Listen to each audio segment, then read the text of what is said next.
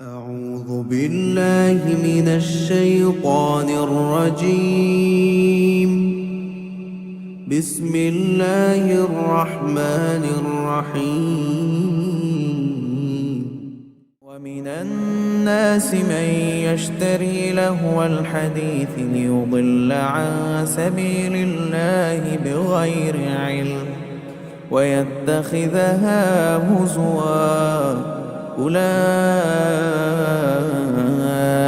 لهم عذاب مهين. وإذا تتلى عليه آياتنا ولى مستكبرا كأن لم يسمعها كأن في أذنيه وقرا فبشره بعذاب أليم. إن الذين آمنوا وعملوا الصالحات لهم جنات النعيم خالدين فيها وعد الله حقا وهو العزيز الحكيم. خلق السماوات بغير عمد ترونها وألقى في الأرض رواسي أن تميد بكم وبث فيها من كل دابة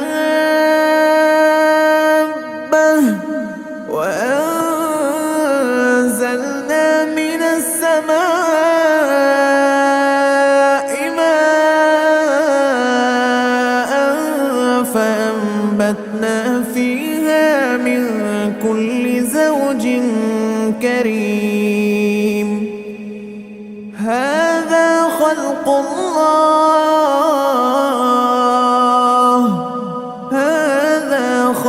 الله فأروني ماذا خلق الذين من دونه بل الظالمون في ضلال مبين.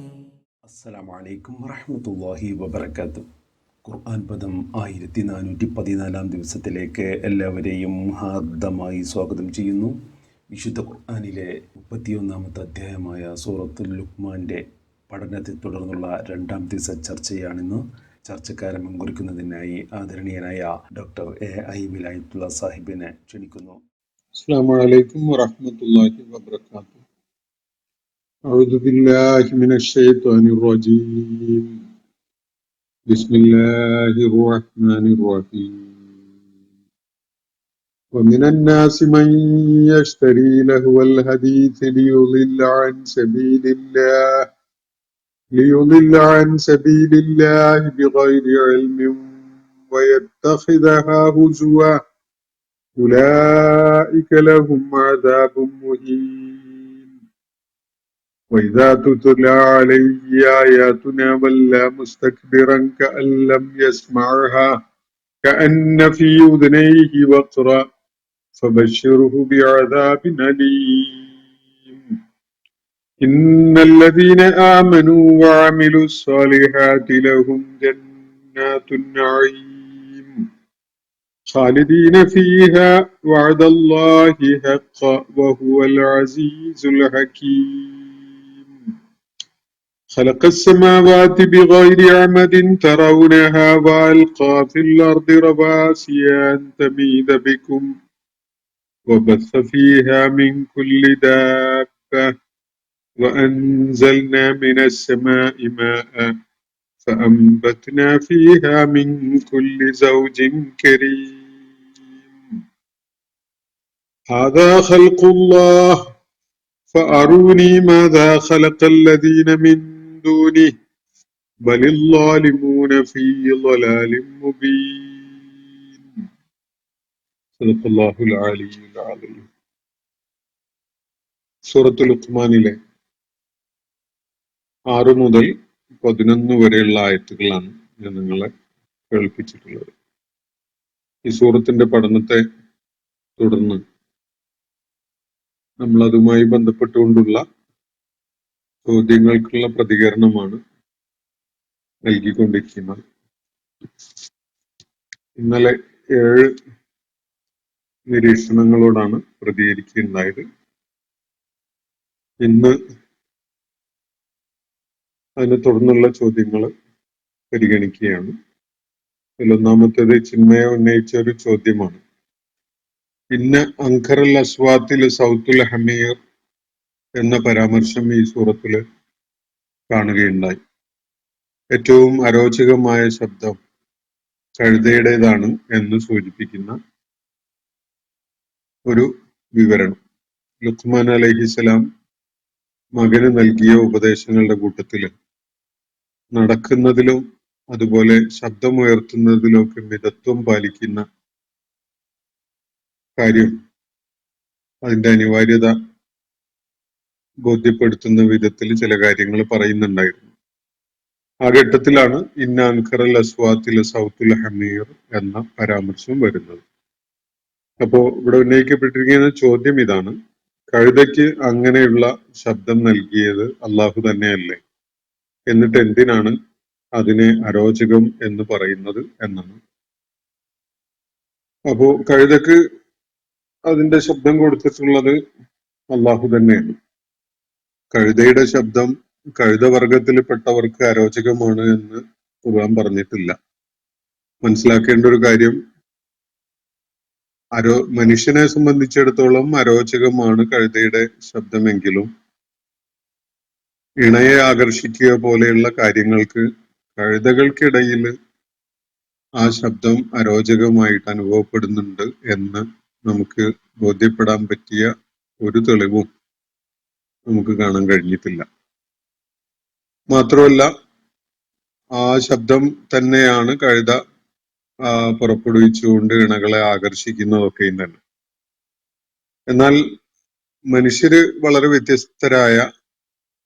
വ്യത്യസ്തമായ ദൗത്യം നൽകപ്പെട്ടിട്ടുള്ള വളരെ സമുന്നതമായ വ്യക്തിത്വ ഗുണങ്ങൾ ആർജിക്കേണ്ടവനായ ഒരു സൃഷ്ടിയാണ്.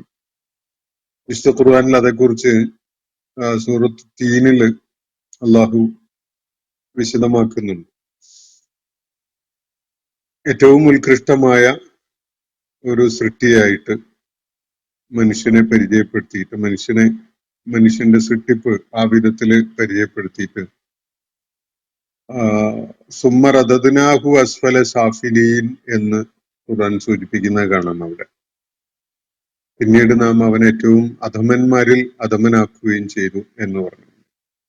അപ്പോ മനുഷ്യനെ സംബന്ധിച്ചിടത്തോളം മനുഷ്യന്റെ സ്വഭാവ രൂപീകരണം, അവന്റെ ആളുകളോടുള്ള പെരുമാറ്റം, അവന്റെ സംസാരത്തിന്റെ രീതി, നടക്കുന്ന രീതി, ഇതൊക്കെ വലിയ ഉത്കൃഷ്ട ഗുണങ്ങളുള്ളതായി മാറാനുള്ള വലിയ സാധ്യത ഉള്ള വിധത്തിലാണ് മനുഷ്യനെ അള്ളാഹു സൃഷ്ടിച്ചിട്ടുള്ളത്.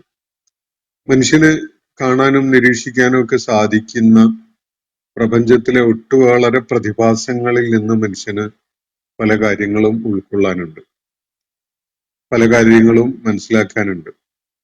അത് ആ ജീവജാലങ്ങളെ സൃഷ്ടിച്ചതിൽ തന്നെ അള്ളാഹുവിന്റെ ദൈവികമായ ഉദ്ദേശമായിരുന്നു എന്നതും നമുക്ക് മനസ്സിലാക്കാൻ കഴിയും. വിശുദ്ധ ഖുർആനിലൊരിടത്ത് ആദമിന്റെ സന്തതികള് പരസ്പരം ഉണ്ടായ ഒരു പ്രശ്നത്തെ തുടർന്ന് ഒരാള് മറ്റേയാളെ കൊല ചെയ്ത സംഭവം പരാമർശിക്കുന്നു. അവിടെ അതിനെ തുടർന്ന് സഹോദരന്റെ മൃതദേഹം എന്ത് ചെയ്യണമെന്നറിയാതെ അന്താളിച്ചു നിൽക്കുന്ന ആ ആദം സന്തതിക്ക് അള്ളാഹു അക്കാര്യത്തിൽ ഒരു മാർഗദർശനം കൊടുക്കുന്നത് ഒരു കാക്ക ഭൂമിയില് മണ്ണ് ചിക്കി നീക്കുന്ന, എന്നിട്ട് ചത്തുകിടക്കുന്ന ഒരു കാക്കയുടെ മൃതദേഹം മണ്ണിനടിയില് മറമാടുന്ന ഒരു കാഴ്ച കാണാനുള്ള അവസരം ഉണ്ടാക്കി കൊടുത്തുകൊണ്ടാണ്. അള്ളാഹു ഇന്റൻഷനൽ ആയിട്ട് അങ്ങനെ ഒരു സംഭവം അദ്ദേഹത്തിന്റെ മുന്നിൽ കാണിക്കുകയാണ്. അതിൽ നിന്ന് മനുഷ്യന് പാഠം ഉൾക്കൊള്ളാൻ ഉണ്ട്, അതിൽ നിന്ന് ചില കാര്യങ്ങൾ അവന് തിരിച്ചറിയാനുണ്ട് എന്ന നിലക്കാണ് അതവിടെ പഠിപ്പിക്കപ്പെട്ടിട്ടുള്ളത്. അപ്പോ ഇതേപോലെ ജീവജാലങ്ങളുടെ പ്രകൃതത്തിൽ നിന്ന്, സ്വഭാവത്തിൽ നിന്നൊക്കെ മനുഷ്യന് ചില കാര്യങ്ങൾ മനസ്സിലാക്കാനും അറിയാനും ഒക്കെ ഉണ്ട്. നമുക്ക് ചില ജീവികളുടെ ശബ്ദം അരോചകമാവുന്നു, അരോചകമായിട്ട് അനുഭവപ്പെടുന്നു എന്നത് അതിൽ നിന്ന് അങ്ങനെ ശബ്ദം അരോചകമാവുന്ന വിധത്തില് തൊണ്ട അലറിക്കൊണ്ടുള്ള സംസാരം ഉണ്ടാവരുത്, അല്ലെങ്കിൽ ആളുകൾക്ക് അസ്വസ്ഥതയും പ്രയാസവും ഉണ്ടാക്കുന്ന വിധത്തിൽ ശബ്ദം ഉയർത്തരുത് എന്നൊരു പാഠം മനുഷ്യന് അത് കണ്ടു പഠിക്കാൻ സാധിക്കും. അതേപോലെ തന്നെ ചില ജീവജാലങ്ങളുടെ, നമ്മുടെ ചുറ്റുവട്ടത്ത് തന്നെയുള്ള ചില മൃഗങ്ങളുടെ കൂട്ടത്തിൽ ചിലത് ലൈംഗികതയിൽ ഏർപ്പെടുമ്പോൾ നമുക്ക് അതിൽ കാണുന്ന അവർ സ്വീകരിക്കുന്ന അതിന്റെ നിർലജ്ജതയുടെ ഒരു സ്വഭാവമുണ്ട്. അവരെ സംബന്ധിച്ചിടത്തോളം അവരുടെ പ്രകൃതിയും ഘടനയും ശരീരവും മാനസികമായ അവരെ സൃഷ്ടിപ്പിൽ അടങ്ങിയിട്ടുള്ള പ്രകൃതമൊക്കെ വെച്ച് മനസ്സിലാക്കുമ്പോൾ അതിൽ യാതൊരു പ്രശ്നവും ഉണ്ടാവില്ല. അത് അങ്ങനെയൊക്കെ തന്നെയാണ് അവർക്ക് സാധിക്കുന്നതും, അവരെ അള്ളാഹു സൃഷ്ടിച്ചിട്ടുള്ളതും അങ്ങനെയൊക്കെ തന്നെയാണ്. പക്ഷെ മനുഷ്യരിൽ അത് സ്വാഭാവികമായിട്ട് ചില ചിന്തകൾ ഉണർത്തും. ഇങ്ങനെ മനുഷ്യരിങ്ങനെ ആവുകയാണെങ്കിൽ അത് എന്തുമാത്രം അസഹ്യതയുള്ള ഒരു കാഴ്ചയായിരിക്കും, എന്തുമാത്രം അരോചകമായിട്ട്, അല്ലെങ്കിൽ എന്തുമാത്രം വഷളൻ ആയ ഒരു രീതിയായിരിക്കും എന്നൊക്കെ ആലോചിക്കാൻ മനുഷ്യർക്ക് പലപ്പോഴും അത്തരം കാഴ്ചകൾ ഉപയോഗിക്കും. ഇത് ജാലങ്ങളുടെ പല പ്രകൃതങ്ങളും അവരുടെ പല പെരുമാറ്റങ്ങളും ഒക്കെ തന്നെ മനുഷ്യനെ സംബന്ധിച്ചിടത്തോളം സംസ്കാരവും ധർമ്മബോധവും അതുപോലെ സദാ നന്മയും ഒക്കെ ഉയർത്തിപ്പിടിക്കേണ്ട മനുഷ്യനെ സംബന്ധിച്ചിടത്തോളം അതിൽ നിന്നൊക്കെ പല കാര്യങ്ങളും ഉൾക്കൊള്ളാൻ, മനസ്സിലാക്കാനും പഠിക്കാനും ഒക്കെ ഉണ്ട് എന്നതാണ് അത് നൽകുന്ന സൂചന. ഇവിടെ വിശുദ്ധ ഖുർആൻ കഴുതയുടെ ശബ്ദത്തെ പരാമർശിച്ചത് തന്നെ മനുഷ്യൻ ഉത്കൃഷ്ട സ്വഭാവമുള്ള അഹ്സന തഖ്വീമിലുള്ള ഏറ്റവും ഉത്തമമായ സ്വഭാവ അതുപോലെ ശരീര പ്രകൃത ഘടന ഒക്കെയുള്ള ഒരു സ്പീഷീസ് ആയിട്ട് അള്ളാഹു ഏറ്റവും ഉത്തമമായ ഘടനയിലാണ്, രൂപഘടനയിലും സ്വഭാവ പ്രത്യേകതകളോട് കൂടി, അല്ലെങ്കിൽ അത് സാധിക്കുന്ന വിധത്തിലാണ് മനുഷ്യനെ സൃഷ്ടിച്ചിട്ടുള്ളതെന്ന് പറഞ്ഞല്ലോ. ഇതേ മനുഷ്യൻ ചിലപ്പോ ഒക്കെ നമുക്ക് നേരിട്ട് തന്നെ കാണാൻ പറ്റും അങ്ങേയറ്റം വഷളനായിക്കൊണ്ട് സമൂഹത്തില് പല കാര്യങ്ങളും ചെയ്യുന്നത്. ഇപ്പൊ മദ്യപാനികൾ ഉദാഹരണത്തിന് യാതൊരു പരിസരബോധവും ഇല്ലാത്ത വിധത്തിൽ പെരുമാറുന്ന, വളരെ അപമാനകരമായിട്ടോ അല്ലെങ്കിൽ നമുക്ക് അനാദരവ് തോന്നുന്ന വിധത്തിലുള്ള പെരുമാറ്റം കാഴ്ചവെക്കുന്നത് എത്രയോ നമുക്ക് കാണാൻ സാധിക്കും. ഇതേപോലെ തന്നെ ഒരു ജീവിത വെളിച്ചം ഇല്ലാതെ പോയ ചില ആളുകൾ പലപ്പോഴും മതത്തിന്റെ പേരിൽ തെറ്റായ ആശയങ്ങൾ ഉൾക്കൊണ്ടുകൊണ്ട് ചെയ്തു കൂട്ടുന്ന പല പ്രവർത്തനങ്ങളും. ഇപ്പൊ നഗ്ന സന്യാസിമാരെ ചിലരെ കണ്ടിട്ടുണ്ടാവും. സ്ത്രീകൾ ഉൾപ്പെടെ വന്ന് വരി നിന്ന് കാൽക്കല് വീണ് ആദരവും ബഹുമാനവും ഒക്കെ പ്രകടിപ്പിക്കുന്ന ഒരു കാഴ്ച. ഉടുതുണിയില്ലാതെ നിൽക്കുന്ന സന്യാസിയുടെ മുന്നിലാണ് അങ്ങനെയുള്ള വഷളൻ സംഭവങ്ങൾ അരങ്ങേറിക്കൊണ്ടിരിക്കുന്നതെന്ന് നമുക്ക് കാണാൻ കഴിയും. ഇത് മനുഷ്യന്റെ സംസ്കാരബോധവും നന്മയെക്കുറിച്ചുള്ള ധാരണയും ഒക്കെ വേണ്ട വിധത്തില് ഉൾക്കൊള്ളാത്തത് കൊണ്ട് സംഭവിക്കുന്ന ചില ദുരന്തങ്ങളാണ്. ഈ കാര്യങ്ങള് മനുഷ്യന് കൃത്യമായി ബോധ്യപ്പെടുത്തുന്നതിന് ഉപകരിക്കുന്ന പല കാഴ്ചകളും പല അനുഭവങ്ങളും പ്രകൃതിയിൽ നിന്ന് മനുഷ്യന് മനസ്സിലാക്കാനും ഉൾക്കൊള്ളാനും ഒക്കെ ഉണ്ട് എന്നത് നമുക്ക് കാണാൻ സാധിക്കും. എന്തായാലും അള്ളാഹു ഈ പരാമർശിച്ചിരിക്കുന്നത് കഴുതയുടെ ശബ്ദം അരോചകമാണ് എന്നിവിടെ പറഞ്ഞിരിക്കുന്നത് മനുഷ്യന് പാഠം ഉൾക്കൊള്ളുന്ന, മനുഷ്യന് കാര്യം മനസ്സിലാക്കാൻ വേണ്ടി ഉള്ള ആവശ്യത്തിന് വേണ്ടിയാണ്, കഴുതയെ പരിഹസിക്കാൻ വേണ്ടിയൊന്നുമല്ല. അത് ഒരു തെറ്റിദ്ധാരണയാണ്. കഴുതയെ അള്ളാഹു സൃഷ്ടിച്ചിട്ടുള്ള ഒരു പ്രത്യേക പേർപ്പസിലാണ്. അത് ജീവജാലങ്ങളൊക്കെ അങ്ങനെ തന്നെയാണ് സൃഷ്ടിച്ചിട്ടുള്ളത്. ഓരോ ആവശ്യം മനുഷ്യനുമായി ബന്ധപ്പെട്ടുകൊണ്ടുള്ള ചില ധർമ്മങ്ങൾ നിർവഹിക്കുന്ന ആവശ്യത്തിനു വേണ്ടിയാണ്. അതുകൊണ്ട് തന്നെ ഇപ്പൊ മനുഷ്യന്റെ സ്വഭാവ പാരുഷ്യം പലതും ചിലപ്പോൾ നമ്മൾ എന്താണ് നിങ്ങൾ നായ്ക്കളെ പോലെ പെരുമാറുന്നത് എന്നൊക്കെ ചിലപ്പോൾ ആളുകൾ ചോദിക്കും. അത് ആളുകൾ മര്യാദ ഇല്ലാത്ത വിധത്തില് ഒരു പെരുമാറ്റ രീതി അറിയാത്ത, സംസ്കാരമില്ലാത്ത വിധത്തിൽ പരസ്പരം കടിപിടി കൂടുന്ന ഒരു സ്വഭാവം കാഴ്ചവെക്കുമ്പോഴാണ് ആളുകൾ അങ്ങനെ പറയുക. അപ്പൊ ഈ വിധത്തില് കാര്യങ്ങൾ ഉൾക്കൊള്ളാൻ മനുഷ്യന് വലിയ പ്രേരണയും സഹായവും ഒക്കെ ആവുന്ന ഒരുപാട് കാര്യങ്ങൾ നമ്മുടെ ചുറ്റുപാടില്, ജീവജാലങ്ങളുടെ സൃഷ്ടിപ്പില്, അവരുടെ പ്രകൃതത്തിലും ഒക്കെ അള്ളാഹു വെച്ചിട്ടുണ്ട്.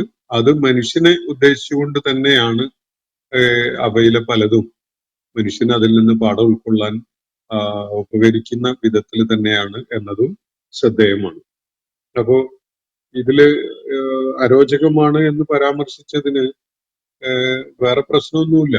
കാരണം ഈ കഴുതയെ അള്ളാഹു സൃഷ്ടിച്ചിട്ടുള്ളത് അങ്ങനെ ചില കാര്യങ്ങളൊക്കെ ഉദ്ദേശിച്ചുകൊണ്ട് തന്നെയാണല്ലോ. അതേപോലെ തന്നെ മനുഷ്യൻ സ്വരമാധുരിയുടെ പേരിൽ അറിയപ്പെടുന്ന, അല്ലെങ്കിൽ ഈ ശബ്ദം വളരെ ആകർഷകമായി ഉപയോഗപ്പെടുത്തുന്ന ചില ജീവജാലങ്ങളെയും നമുക്ക് കാണാൻ കഴിയും. അപ്പൊ നമ്മള് പലപ്പോഴും രാപ്പാടിയോടും കുയിലിനോടും ഒക്കെ മനുഷ്യന്റെ ശബ്ദത്തെ ഉപമിക്കാറുണ്ട്. അതിന് ഒരു വലിയ കാരണം അത് ആകർഷകമാണ്. ഒരിക്കലും തന്നെ രാപ്പാടിയെ പോലെയല്ല മനുഷ്യന്റെ പാട്ട് പാടുമ്പോഴോ അല്ലെങ്കിൽ ആകർഷകമായ വിധത്തിൽ മനുഷ്യന്റെ ശബ്ദം പ്രയോജനപ്പെടുത്തുമ്പോഴോ ആ ശബ്ദമല്ല മനുഷ്യൻ പ്രൊഡ്യൂസ് ചെയ്യുന്നത്. പക്ഷെ രാപ്പാടിയും കുയിലും ഒക്കെ അവരുടെ ശബ്ദം ഉണ്ടാക്കുമ്പോൾ അത് എത്ര ആകർഷകമായിട്ട് നമുക്ക് അനുഭവപ്പെടുന്നു, അതേപോലെ ആകർഷകമായ വിധത്തില് ഉപയോഗപ്പെടുത്താൻ പറ്റുന്നതാണ് മനുഷ്യന്റെ ശബ്ദം എന്നത് കൂടി നമുക്ക് മനസ്സിലാക്കാൻ സാധിക്കും.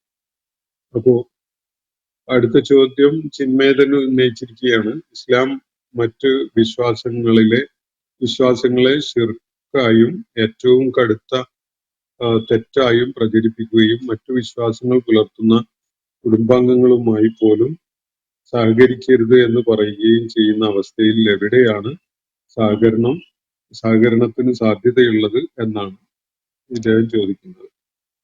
അപ്പോ ഇതില് ഇസ്ലാമിക വിശ്വാസം ഉൾക്കൊള്ളാത്തവരോട് ശത്രുതയോടുകൂടി പെരുമാറാനോ അല്ലെങ്കിൽ അവരോട് സഹകരിക്കാതിരിക്കാനോ ഇസ്ലാം നിർദ്ദേശിച്ചിട്ടേ ഇല്ല. എന്നല്ല, സാധിക്കുന്ന എല്ലാ മേഖലകളിലും സഹവർത്തിത്വവും അതുപോലെ സ്നേഹവും അതുപോലെ പരസ്പരമുള്ള ആദരവും ഒക്കെ നൽകിക്കൊണ്ട് തന്നെയാണ് ഇടപഴകേണ്ടത് എന്നതാണ് ഇസ്ലാം പഠിപ്പിക്കുന്നത്.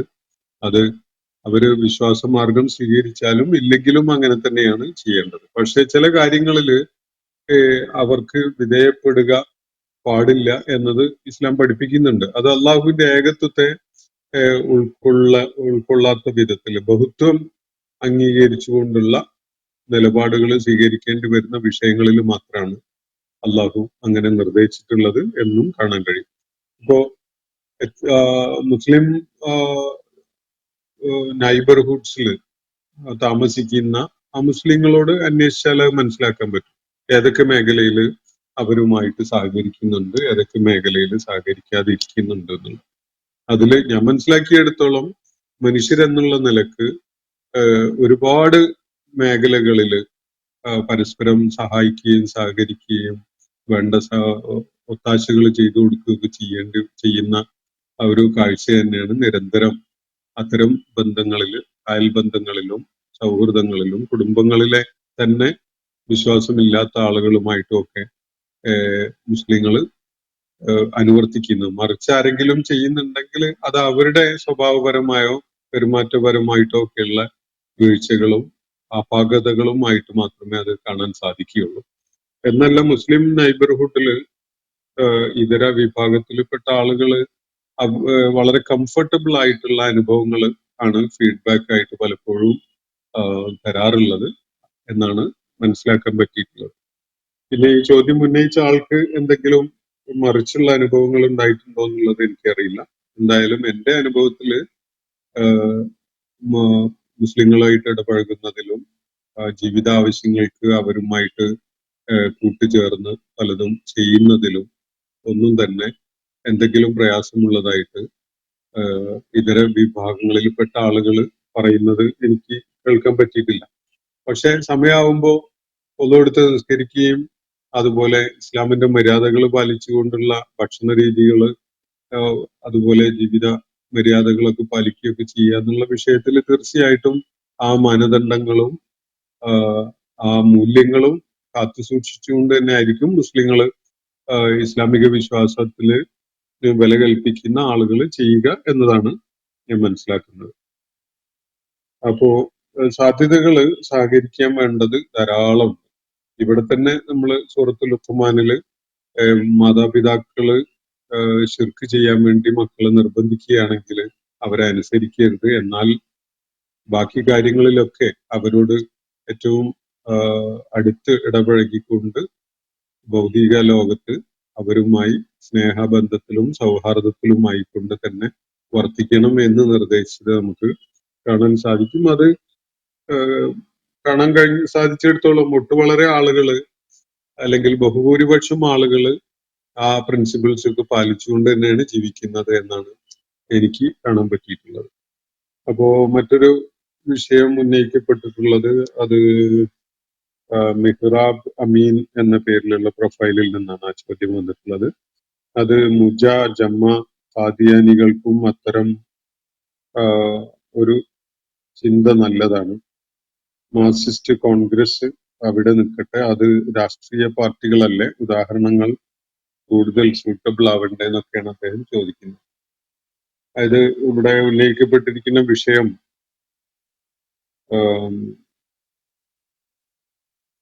വിശ്വാസപരമായ, എനിക്ക് കൃത്യമായിട്ട് ആ സംഭവം ഓർക്കുന്നില്ല, ഖുർആൻ ക്ലാസ്സിനിടക്ക് ഒരു വിഷയം പരാമർശിച്ചപ്പോഴാണ് അതായത് പൂർവികര് മാതാപിതാക്കള് ഒക്കെ എന്ത് ആദർശവും ജീവിത രീതിയും ഒക്കെയാണ് പിന്തുടരുന്നതെന്ന് വെച്ചാൽ, അല്ലെങ്കിൽ എന്ത് രാഷ്ട്രീയ നിലപാടുകളാണ് പിന്തുടരുന്നത്, അത് അതേപടി ബ്ലൈൻഡ് ആയിട്ട് മക്കൾ പിന്തുടരുന്ന ഒരു കാര്യം പരാമർശിച്ച ഘട്ടത്തിലാണ് അദ്ദേഹം ഈ കാര്യം ചൂണ്ടിക്കാണിച്ചിട്ടുള്ളത്. തീർച്ചയായിട്ടും രാഷ്ട്രീയത്തിലായാലും മതരംഗത്തായാലും ഈ കാര്യങ്ങളെ ശരി തെറ്റ് പരിശോധിക്കാതെ സത്യം എന്താണ് എന്നത് തിരിച്ചറിയാതെ അന്ധമായിട്ട് മാതാപിതാക്കളെയോ അല്ലെങ്കിൽ നമ്മളെ സ്വാധീനിക്കുന്ന ആളുകളെയോ പിൻപറ്റുക എന്നത് ഇസ്ലാം പ്രോത്സാഹിപ്പിക്കുന്ന ഒരു കാര്യമേ അല്ല.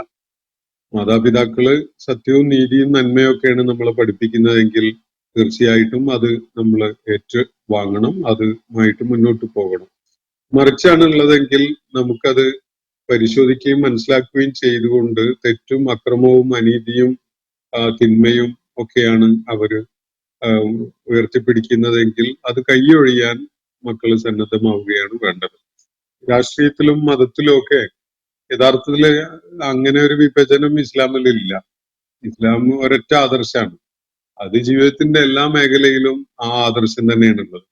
കച്ചവടക്കാരനായിരിക്കുമ്പോ ഫോളോ ചെയ്യേണ്ട ഒരു സംഗതിയും വീട്ടില് കുടുംബനാഥനായിരിക്കുമ്പോൾ ഫോളോ ചെയ്യേണ്ട വേറൊരു ആദർശവും എന്നൊന്നും പറഞ്ഞിട്ട് ഇസ്ലാമിലില്ല. രാഷ്ട്രീയത്തിലും മതത്തിലും എന്ന് പറഞ്ഞിട്ടുള്ള ഒരു വിഭജനവും ഇല്ല. മുഴുവനായിട്ടും മനുഷ്യ ജീവിതത്തില് വെളിച്ചം പകരുന്ന ജീവിത മാർഗദർശനം നൽകുന്ന ഒരു സംഗതിയാണ് ഇസ്ലാം എന്ന് പറയുന്നത്. അത് ഏതെങ്കിലും ഒരു മേഖലയിലേക്ക് പരിമിതപ്പെടുത്തപ്പെട്ട ഒരു സംഗതിയല്ല. ഈ മതം രാഷ്ട്രീയം എന്ന വിധത്തിലൊക്കെയുള്ള വിഭജനം ഈ കഴിഞ്ഞ കുറച്ചു കാലത്തിനുള്ളിൽ രൂപപ്പെട്ടിട്ടുള്ള ചില സമീപനങ്ങളും ആശയങ്ങളും ഒക്കെയാണ്. അതിന്റെ സംഘർഷവും പരിമിതിയും പ്രതിസന്ധികളും ഒക്കെ തീർച്ചയായിട്ടും അതുമായി ബന്ധപ്പെട്ടുകൊണ്ടുള്ള വിലയിരുത്തലുകൾ നടത്തുമ്പോൾ നമുക്കൊക്കെ ബോധ്യപ്പെടും. ചില സൗകര്യങ്ങളുടെ പേരിൽ ഇപ്പോ ഫോർ എക്സാമ്പിൾ നമ്മുടെ നാട്ടിലൊരു ഭരണഘടനയുണ്ട് എന്നത് നമ്മൾ മനസ്സിലാക്കുമ്പോൾ, അല്ലെങ്കിൽ ആ ഭരണഘടനയുടെ ഒരു പശ്ചാത്തലത്തിലാണ് അത് പരിഗണനയിൽ ഉള്ള വിധത്തിലാണ് നമ്മൾ ഇവിടെ ജീവിക്കേണ്ടി വരുന്നത് എന്ന് വരുമ്പോൾ സ്വാഭാവികമായിട്ട് ഭരണഘടനയിൽ നമ്മുടെ വിശ്വാസവും ആദർശവുമായിട്ട് യോജിച്ചു പോകാത്ത ചില സംഗതികളൊക്കെ ഉണ്ടാവും. യഥാർത്ഥത്തിൽ ഇന്ത്യയുടെ ഭരണഘടന രൂപപ്പെടുത്തുന്നതിൽ ഏറ്റവും കൂടുതൽ അത് രൂപപ്പെടുത്തിയ ആളുകളെ സ്വാധീനിച്ചിട്ടുള്ളത് ഇസ്ലാമിന്റെ മാർഗദർശനങ്ങൾ തന്നെയാണ്. വലിയൊരളവില് ഇന്ത്യയുടെ ഭരണഘടനയിലെ അടിസ്ഥാന തത്വങ്ങളും കാര്യങ്ങളും ഒക്കെ തന്നെ ഇസ്ലാം പഠിപ്പിച്ച, ഖുർആൻ പഠിപ്പിച്ച, പ്രവാചകന്മാര് പഠിപ്പിച്ച കാര്യങ്ങൾ തന്നെയാണുള്ളത്. പക്ഷെ അതിനോട് യോജിക്കാത്ത ചില കാര്യങ്ങളൊക്കെ ഉണ്ട് എന്നത് ഒരു യാഥാർത്ഥ്യമാണ്. അത് നമ്മുടെ അങ്ങനെ ഒരു പ്ലൂറലിസ്റ്റിക് സമൂഹമാണല്ലോ. അതുകൊണ്ട് സ്വാഭാവികമായിട്ടും അതൊക്കെ ഇവിടുത്തെ സംവിധാനങ്ങളുടെ ഭാഗമായിട്ട് മാറും എന്നത് ശരിയാണ്. അപ്പോ ഇസ്ലാം പഠിപ്പിക്കുന്നത് അങ്ങനെ എന്തെങ്കിലും വിഭജനമുള്ള വിധത്തിലല്ല. രാഷ്ട്രീയമായാലും മതമായാലും അല്ലെങ്കിൽ സാമൂഹ്യ ജീവിതമായാലും കുടുംബ ജീവിതമായാലും തൊഴിൽ മേഖലയുമായി ബന്ധപ്പെട്ട കാര്യങ്ങളായാലും വിദ്യാഭ്യാസം പഠനം പോലെയുള്ള സംഗതികളായാലും ഇതിലൊക്കെ തന്നെ മനുഷ്യന് മാർഗദർശനമാവുന്ന ഒരു ജീവിത ദർശനമാണ് ഇസ്ലാം എന്നതാണ് അതിന്റെ പ്രത്യേകത. അതുകൊണ്ട് ഈ കാര്യം പറയേണ്ടത് മുസ്ലിം സമുദായത്തിനകത്തെ സംഘടനകളോട് മാത്രമാണ്, അല്ലെങ്കിൽ രാഷ്ട്രീയ ബന്ധങ്ങളുമായി റിലേറ്റഡ് ആയ കാര്യങ്ങളെ പരാമർശിച്ചുകൊണ്ട് അല്ല എന്നൊക്കെ പറയുന്നതിൽ പ്രത്യേകിച്ച് കഴമ്പൊന്നുമില്ല. എല്ലാറ്റിനും ബാധകമാണ്. ഈ പറഞ്ഞ സംഗതി ബ്ലൈൻഡ് ആയിട്ട് അന്ധമായിട്ട് മാതാപിതാക്കളെ പിൻപറ്റുക എന്ന, അല്ലെങ്കിൽ നമ്മളെ സ്വാധീനിക്കുന്ന ആളുകളെ പിൻപറ്റുക എന്ന ഒരു സംഗതി ഇസ്ലാം ഒരു കാര്യത്തിലും അനുവദിച്ചിട്ടില്ല. അത് മതം എന്നോ രാഷ്ട്രീയ എന്നോ ഉള്ള വ്യത്യാസമൊന്നും അക്കാര്യത്തിലില്ല. ഞാനൊരു ഉദാഹരണം അങ്ങ് പറഞ്ഞിട്ടുണ്ടാവും എന്നേ ഉള്ളൂ. അതിനപ്പുറത്തേക്കൊന്നും അതിന് പ്രാധാന്യമില്ല, പ്രസക്തിയില്ല. അപ്പോ വേറൊരു ചോദ്യം ചിന്മയം ഉന്നയിച്ചിരിക്കുന്നതാണ്. മനുഷ്യനു വേണ്ടി എല്ലാം ചെയ്തു എന്ന ഒരു അവകാശവാദം മുഴക്കി അതിനൊക്കെ പ്രതിഫലമായി ഇസ്ലാമിൽ ചേർന്ന് മുഹമ്മദ് നബിയുടെ പിന്നിൽ അണിനിരന്ന് നന്ദിയും കൃതജ്ഞതയും കാണിക്കണം, അതല്ലേ ആവശ്യം? ഇത് തികച്ചും ഒരു സാധാരണക്കാരനായ മനുഷ്യന്റെ സ്വാർത്ഥ താല്പര്യം മാത്രമല്ലേ എന്നാണ് അദ്ദേഹം ചോദിക്കുന്നത്. ഇതിലെ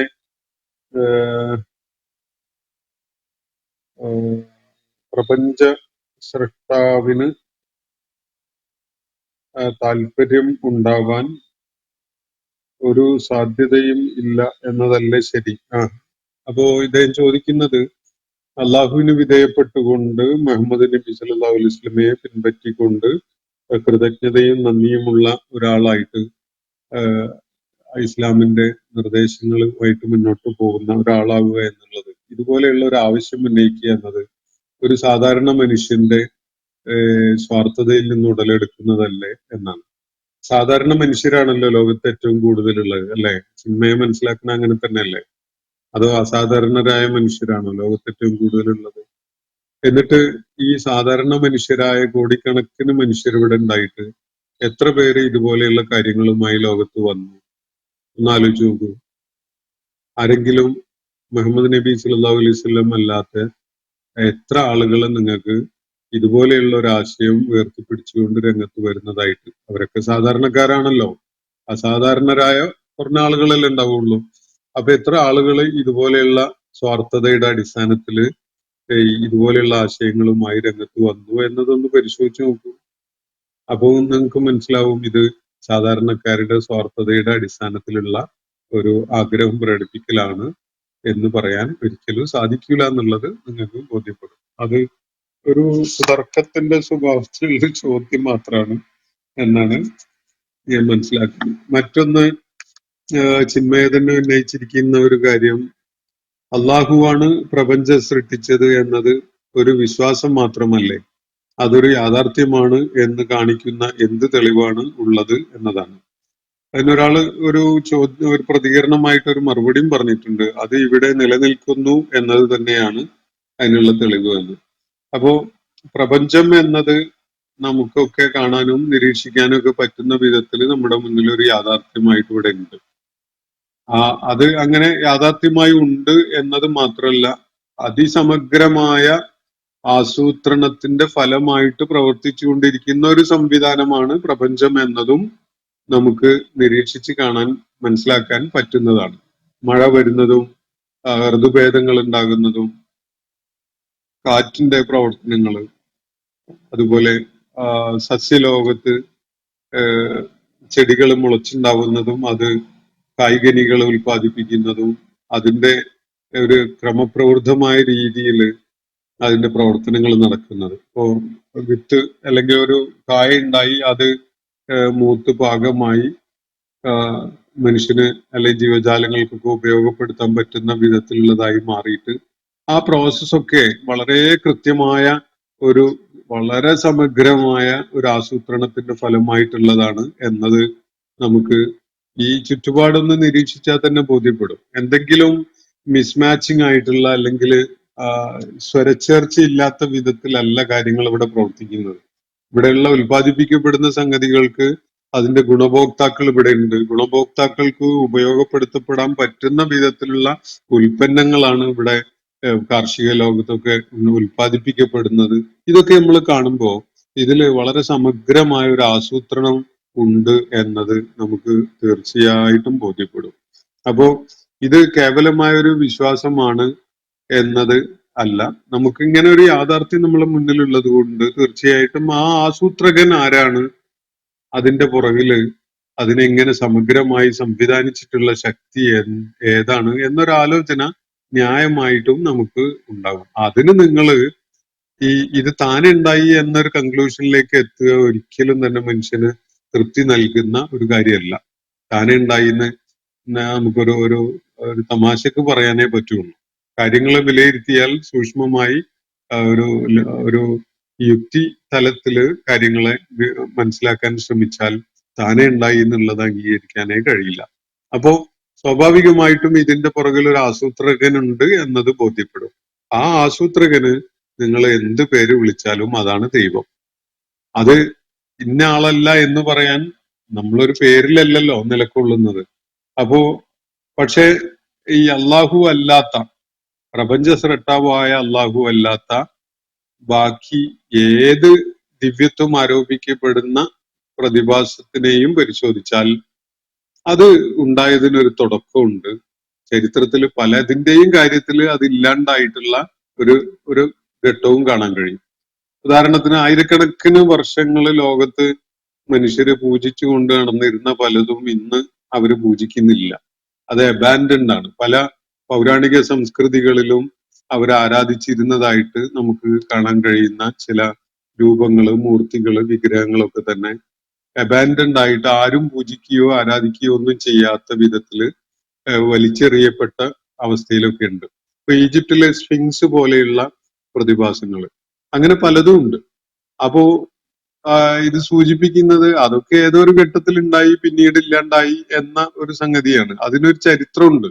പക്ഷെ ഇസ്ലാം മുന്നോട്ട് വെക്കുന്ന ദൈവസങ്കല്പം എന്ന് പറയുന്നത് ഈ നമ്മൾ കാണുന്ന ഈ സമഗ്രമായി ആസൂത്രണം ചെയ്യപ്പെട്ട ഈ പ്രപഞ്ചത്തിന്റെ പുറകിലുള്ള ഒരു സൂത്രധാരകൻ, അതിന്റെ ഒരു ആസൂത്രകൻ, അതിനെ നിയന്ത്രിച്ചു കൊണ്ടിരിക്കുന്ന, അതിനെ നിരന്തരമായി അതിന് മേൽനോട്ടം വഹിച്ചുകൊണ്ടിരിക്കുന്ന ഒരു ശക്തി. ആ ശക്തി നിങ്ങൾ അതിനെ എന്ത് പേര് വിളിച്ചാലും ആ പേരല്ല പ്രസക്തമായിട്ടുള്ളത്, അല്ലെങ്കിൽ ആ പേരല്ല വിഷയം എന്നത് നമുക്ക് ഉൾക്കൊണ്ടുകൊണ്ട് അതിനെ സമീപിക്കുമ്പോൾ അതൊരു യാഥാർത്ഥ്യമാണെന്നുള്ളത് ബോധ്യപ്പെടും. ആ ഒരു സംഗതിയാണ് ഖുർആൻ മുന്നോട്ട് വെക്കുന്നത്. ആ സംഗതിയെ ഖുർആൻ പരിചയപ്പെടുത്തുന്നത് അള്ളാഹു എന്ന പേര് പറഞ്ഞുകൊണ്ടാണ് എന്ന വിധത്തിലാണ് നിങ്ങൾക്ക് കാണാൻ കഴിയും. അപ്പൊ അള്ളാഹു ഇവിടെ ഉണ്ട് എന്നതിന്, സൃഷ്ടാവായ ഒരു റബ്ബുണ്ട് എന്നതിന് നിങ്ങളുടെ വിരൽത്തുമ്പ് പോലും തെളിവാണ്. പ്രപഞ്ചത്തിലുള്ള ഓരോ സംഗതിയും അതിനുള്ള തെളിവാണ്. ഇല്ലെങ്കിൽ അത് അങ്ങനെ സമഗ്രമായി ആസൂത്രണം ചെയ്യപ്പെടുമായിരുന്നില്ല.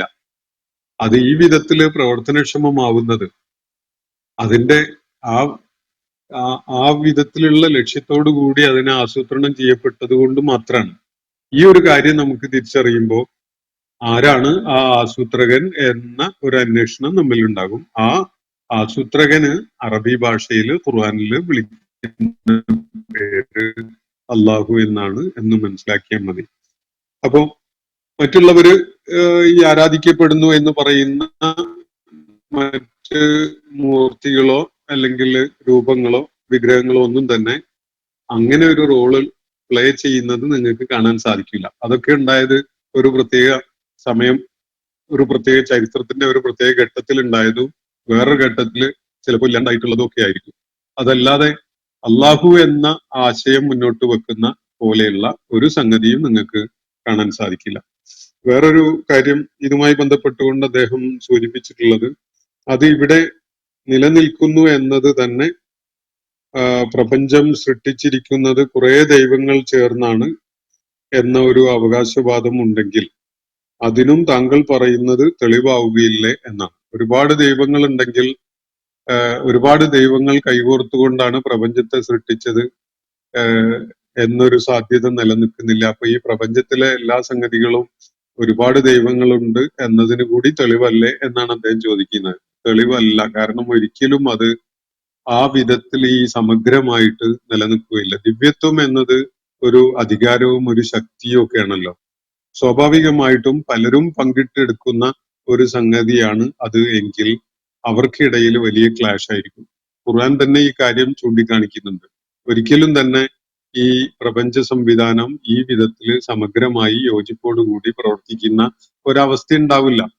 ഓരോ ദൈവവും അതിന്റെ മികവുള്ള മേഖല അല്ലെങ്കിൽ അത് സൃഷ്ടിച്ച സംഗതിയായിട്ട് അങ്ങ് പോകും. സൂര്യൻ സൃഷ്ടിച്ചത് ഒരാളും ചന്ദ്രൻ സൃഷ്ടിച്ചത് വേറൊരാളുമാണെങ്കിൽ, ചന്ദ്രനെ സൃഷ്ടിച്ചത് വേറൊരാളുമാണെങ്കിൽ, സൂര്യനും ചന്ദ്രനും ചേർന്നുകൊണ്ടുണ്ടാവേണ്ട ഈ പ്രാപഞ്ചിക സംവിധാനങ്ങളെ ഈ വിധത്തിൽ സമഗ്രമായി പ്രവർത്തനക്ഷമമാവുന്നത് നമുക്കൊരിക്കലും കാണാൻ കഴിയില്ല.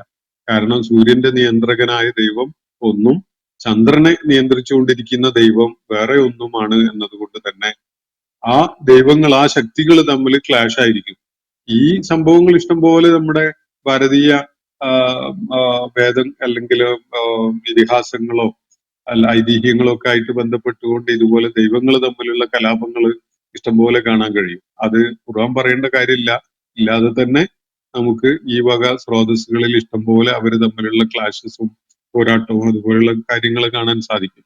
എന്തായാലും ഇത് ഒരിക്കലും തന്നെ സമഗ്രമായി യോജിപ്പോടുകൂടി നിലനിൽക്കുന്ന ഒരു സംഗതി ആവുകയില്ല ഒരുപാട് ദൈവങ്ങൾ ഉണ്ടായിരുന്നെങ്കിൽ എന്ന് ഖുർആൻ ചൂണ്ടിക്കാണിക്കുന്നുണ്ട്. അപ്പോ അതുകൊണ്ട് തന്നെ ഒരുപാട് ദൈവങ്ങൾ ചേർന്നുകൊണ്ടാണ് ഈ പ്രപഞ്ചത്തെ സംവിധാനിച്ചിരിക്കുന്നത് എന്ന് ഒരിക്കലും തന്നെ പറയാൻ കഴിയുകയില്ല.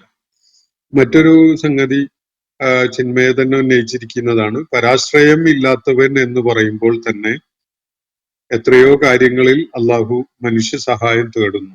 സത്യവിശ്വാസികൾ അല്ലാത്തവരോട് നിരന്തരം യുദ്ധം ചെയ്യുന്നത് ഉൾപ്പെടെ എത്രയോ ചുമതലകളാണ് സ്വയം ചെയ്യാതെ അവൻ മനുഷ്യനെ ഏൽപ്പിച്ചിരിക്കുന്നത്.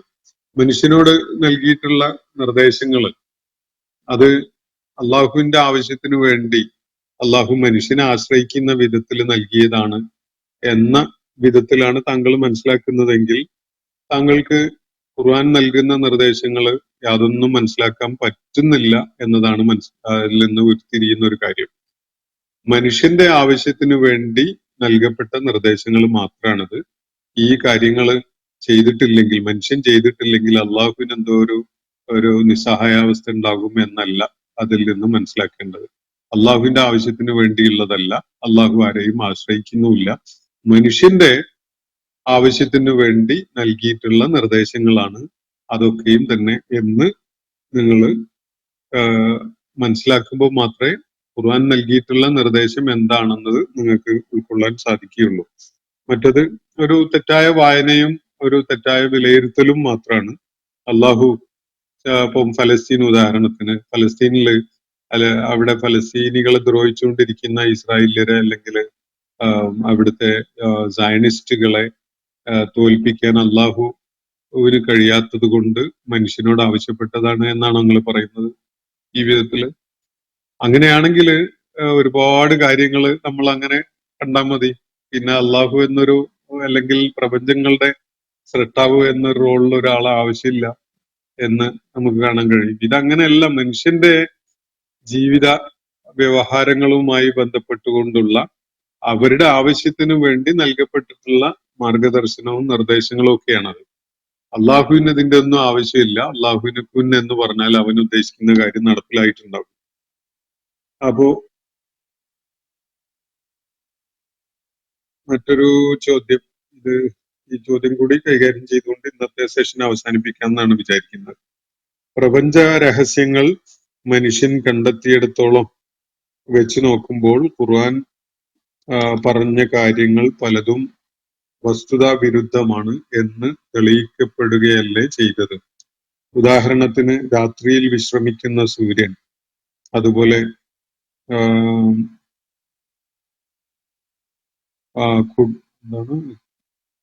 കുട കമഴ്ത്തിയ പോലെയുള്ള ആകാശം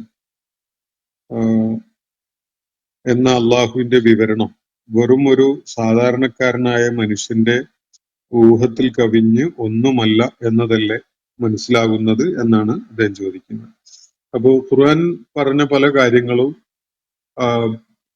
ശാസ്ത്ര പഠനങ്ങളും മനുഷ്യന്റെ നിരീക്ഷണങ്ങളും ഒക്കെ വികസിക്കുന്നതിനനുസരിച്ച് അബദ്ധമാണ് അല്ലെങ്കിൽ വസ്തുതാ വിരുദ്ധമാണ് എന്നായിട്ടാണ് തെളിയുന്നത് എന്നാണ് അദ്ദേഹം ചൂണ്ടിക്കാണിക്കുന്ന ഒരു കാര്യം. യഥാർത്ഥത്തില് ഇദ്ദേഹം ഇവിടെ ഉദാഹരണമായിട്ട് പറഞ്ഞ രണ്ട് കാര്യങ്ങൾ തന്നെ പരിശോധിച്ചാൽ, ഒന്ന് രാത്രി വിശ്രമിക്കുന്ന സൂര്യൻ എന്ന് പറയുന്ന ഒരു ആശയം, അങ്ങനെ ഒരു ആശയം ഖുർആനിൽ നിങ്ങൾക്ക് കാണാൻ പറ്റിയോ? ഞാൻ ഇതുവരെ വായിക്കുകയും പഠിക്കുകയും ചെയ്തെടുത്തോളം അങ്ങനെ ഒരു സംഗതി ഖുർആനിലില്ല. ആരെങ്കിലും ഏതെങ്കിലും ആയത്തുകൾക്ക് തെറ്റായ വിശദീകരണം നൽകിയതൊക്കെ ഉണ്ടാവാൻ സാധ്യതയുണ്ട്. അത് അവരുടെ അറിവില്ലായ്ക കൊണ്ടൊക്കെ സംഭവിക്കുന്നതാണ്. ഖുർആനിൽ ഒരിക്കലും തന്നെ രാത്രി വിശ്രമിക്കുന്ന സൂര്യൻ എന്നൊരാശയം പറഞ്ഞിട്ടേ ഇല്ല. മറ്റൊന്ന്, ഈ കുട കമഴ്ത്തിയത് പോലെയുള്ള ആകാശം എന്ന് പറയുന്ന ആകാശത്തിന്റെ നമുക്ക് ഈ ഭൂമിയിൽ നിന്ന് കാണുമ്പോഴുള്ള ഒരു കാഴ്ചയെ കുറിച്ചുള്ള ഒരു പരാമർശമാണ് ലുലൽ എന്നുള്ള വിധത്തിൽ, കാനപ്പി എന്നുള്ള വിധത്തിൽ.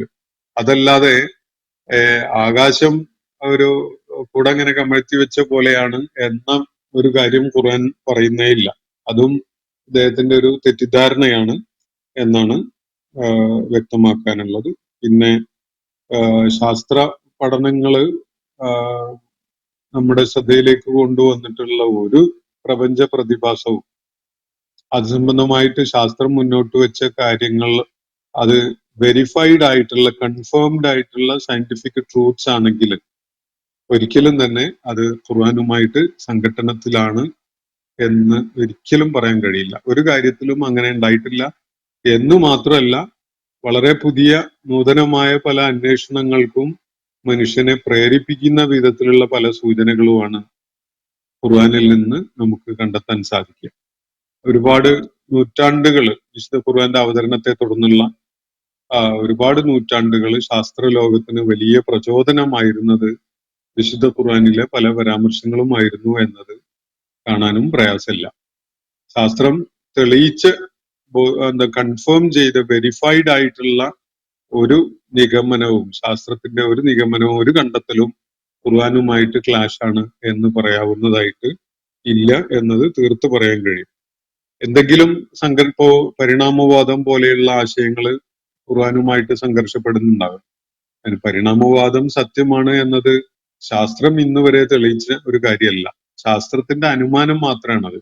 ശാസ്ത്രകാരന്മാര് ചില ഘട്ടത്തില് നടത്തിയ ചില അനുമാനങ്ങളും ഊഹങ്ങളും ഒക്കെ മാത്രമാണത് എന്നത് ആണ് വസ്തുത. അത് തെളിയിക്കപ്പെട്ട ശാസ്ത്രം അല്ല എന്നതും മനസ്സിലാക്കാൻ സാധിക്കും. അപ്പോ ഇന്നത്തെ സെഷൻ ഞാനിവിടെ അവസാനിപ്പിക്കുകയാണ്. ഒരു സെഷൻ കൂടി നമുക്ക് ഈ ചോദ്യങ്ങൾ കൈകാര്യം ചെയ്യാൻ വേണ്ടി വരും. ഇൻഷാ അല്ലാഹ് നാളത്തോടെ ഇത് പൂർത്തിയാക്കാൻ പറ്റുമെന്ന് വിചാരിക്കുന്നു. അള്ളാഹു നമ്മെ എല്ലാവരെയും അനുഗ്രഹിക്കുമാറാവട്ടെ. വാഖിറു ദഅ്വാന അനിൽ ഹംദുലില്ലാഹി റബ്ബിൽ ആലമീൻ. അസ്സലാമു അലൈക്കും വറഹ്മത്തുള്ളാഹി വബറകാതുഹു. ഇന്നത്തെ ഖുർആൻ പദം ഇവിടെ സമാപിക്കുന്നു. ഖുർആൻ പഠനത്തിൽ പങ്കെടുത്ത എല്ലാവർക്കും അല്ലാഹു അർഹമായ പ്രതിഫലം നൽകി അനുഗ്രഹിക്കട്ടെ. വആഖിറു ദഅ്വാന അനിൽ ഹംദുലില്ലാഹി റബ്ബിൽ ആലമീൻ. അസ്സലാമു അലൈക്കും വറഹ്മത്തുള്ളാഹി വബറകാതുഹു.